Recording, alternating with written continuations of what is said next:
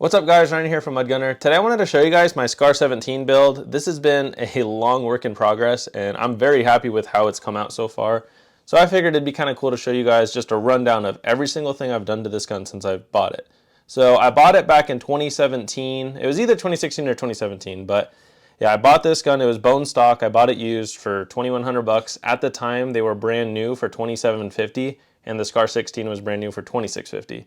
So at that time, everyone thought they were super expensive, but if you look at them right now, they're $1,000 more than that. So I'm very thankful that I bought it when I did. It's just kind of one of those things. If you know you want something and it's expensive and people are telling you it might be overpriced, but you know you want it, I think it could be worth it for you to own it. Now, I don't think this is a gun that should just be bought and kept stock. Like, I'm not saying they can't be, but I really like doing my upgrades to this.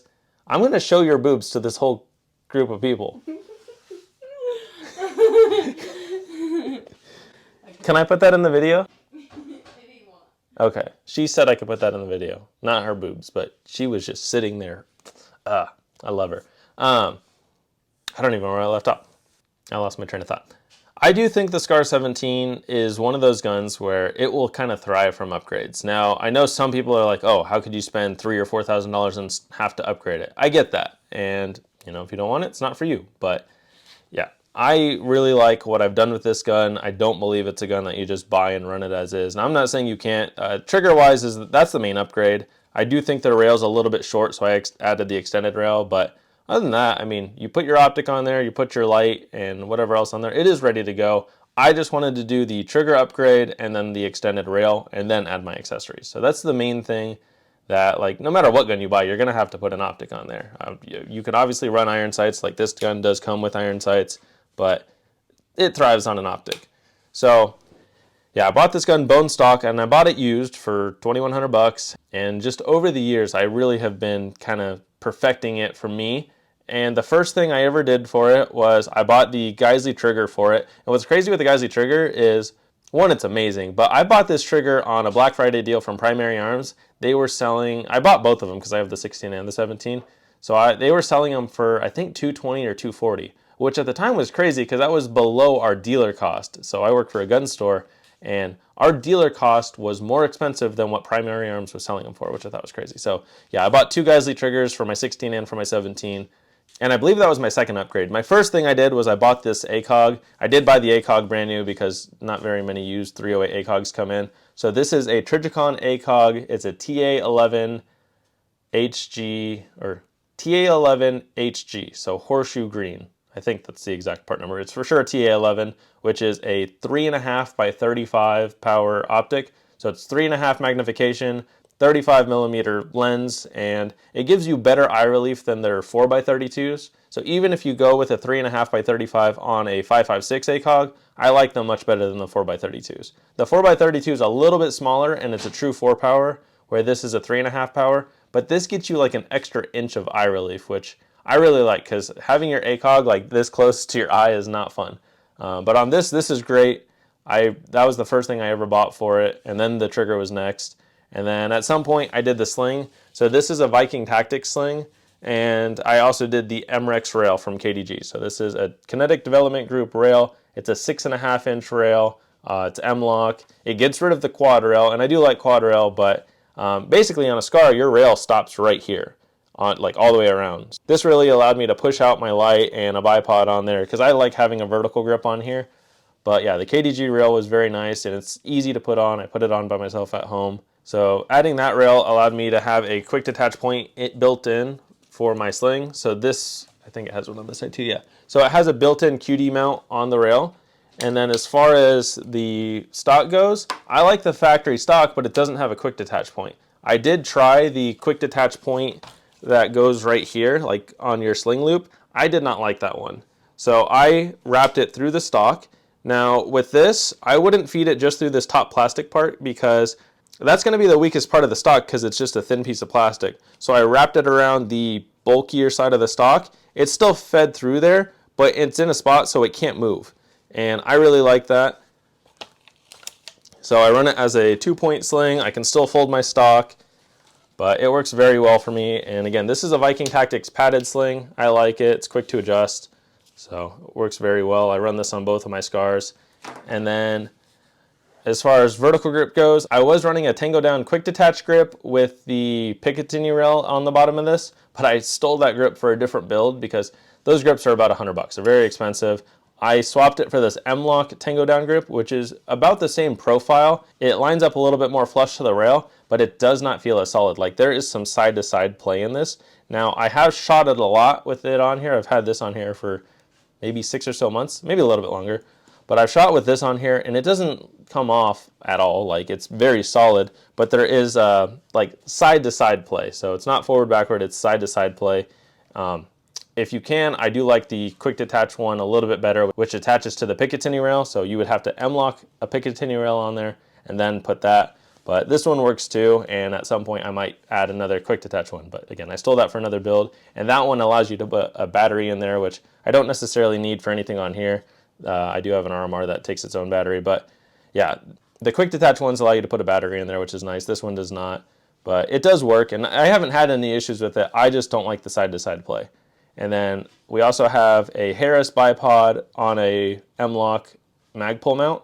So it's a Magpul rail section that attaches to the M-Lock, and then the Harris bipod attaches to that. I do like having bipods on 308s. I know it's a lot of accessories, but to me it all runs very smoothly.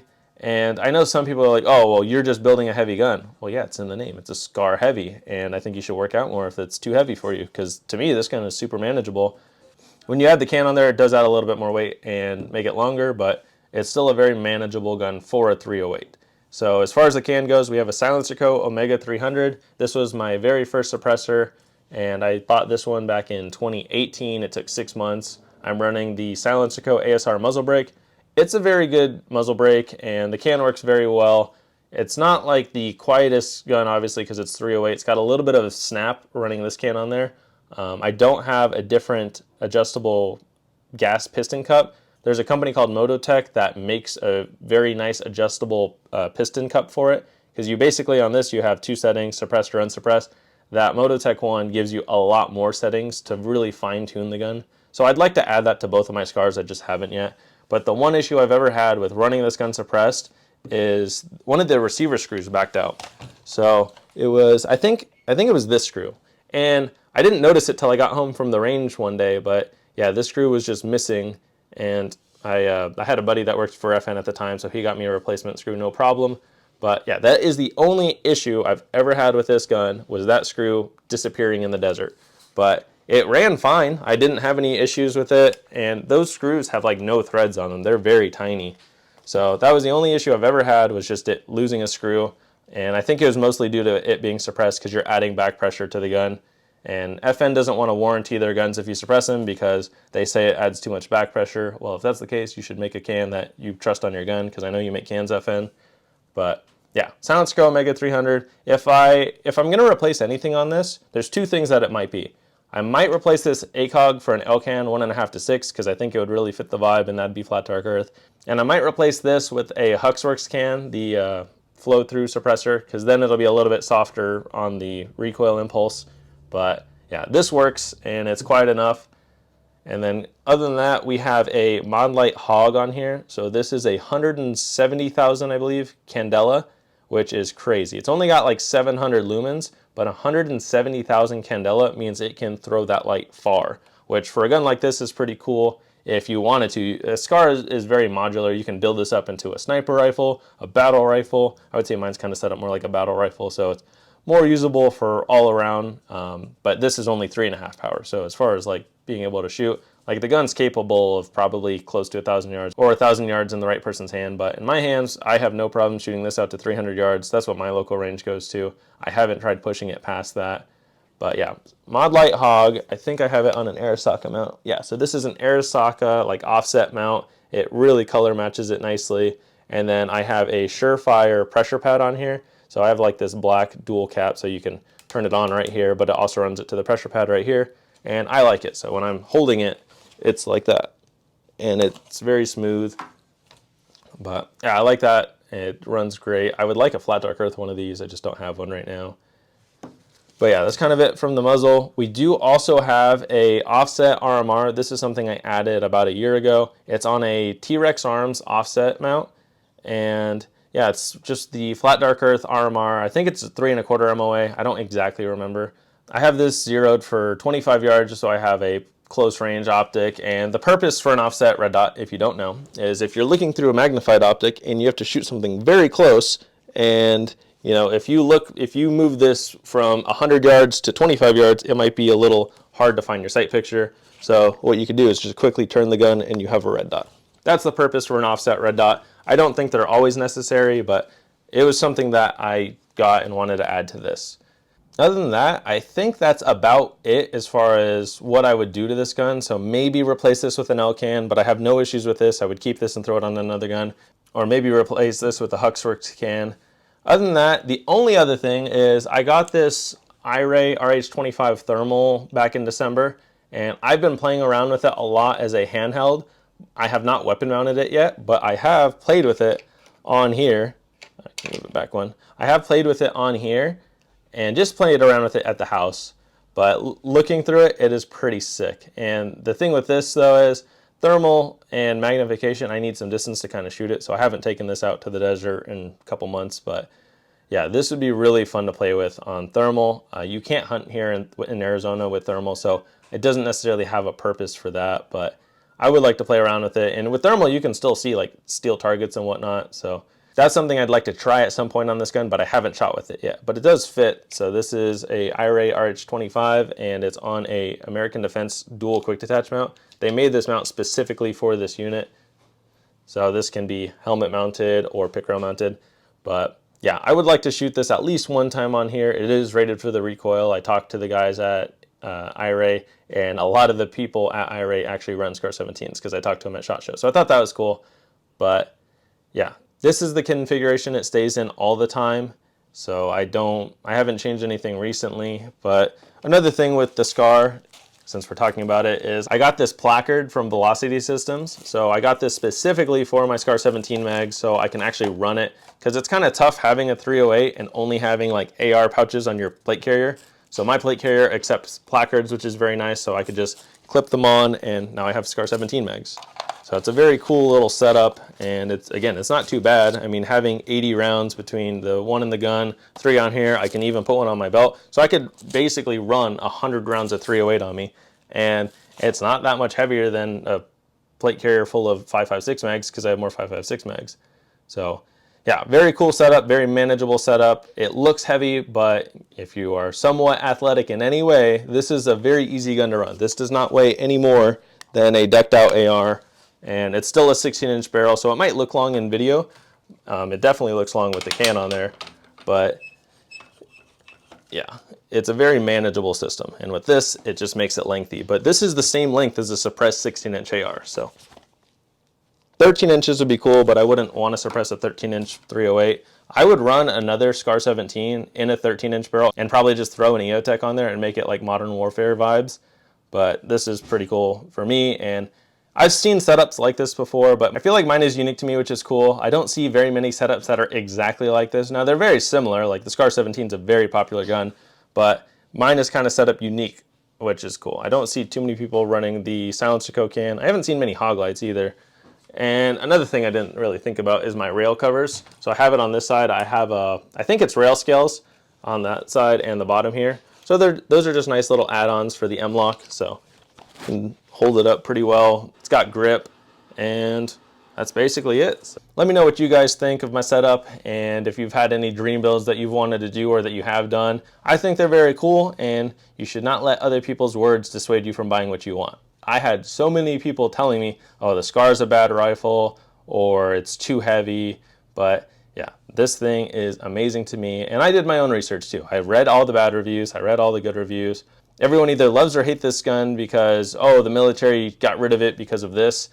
I could tell you, civilian-wise, I would choose this 10 times over any SIG military rifle, because the SIG might make good military rifles, but they do not make the same quality for civilians. I could tell you that firsthand. So yeah, I wouldn't mind owning the SIG MCX Spear 308, but their quality control is terrible as of right now. I could see myself owning that one in the future, but I would not trust it as much as this. Again, military guys might hate or like this gun, but to me, I would trust this with my life, and I've never had an issue that would make me doubt it in any way. But chances are, if you're watching this, you're kind of getting your own information, so maybe you could make a smart purchase. But yeah, I would say round-wise, I probably have 2,000-ish rounds through this, which is not a lot, but that's a lot of money in 308 if you really think about it. Like, how much 308 are you actually going to shoot through it? And I might have more than that, but if I had to guess, I would say about 2,000-ish rounds, and that's mostly 150 grain just ball ammo. I also ran, like in these mags, I have the 175 grain Lake City hollow points, and these got some pop to them, but they're very nice. I did a body armor testing video with AR-500 about a couple years ago, and I shot this at the body armor with the 175 grain ammo. But most of the ammo it gets fed is 147 or 150 grain ball ammo, and I only run brass through it. I don't run any steel case. I know some people have shot steel case through them, but I have way too much money tied up into this to want to just shoot crappy steel case through it. So I would recommend running brass ammo through there if you can. And even like the 150 ball ammo is not the greatest ammo, but I haven't really done long range shooting with this. So within 300 yards, the 150 grain ammo is perfectly fine. So yeah, thank you guys for watching. Let me know what you guys think, and stay tuned for my next video.